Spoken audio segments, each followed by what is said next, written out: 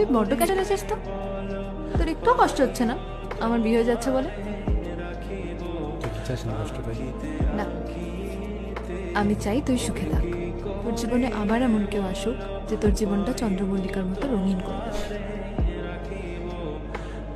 আমার জীবনে রঙিন হওয়া দরকার নেই, আমার জীবন যথেষ্ট রঙিন।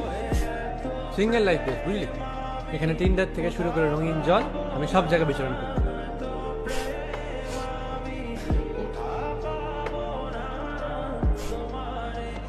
Thank you so much.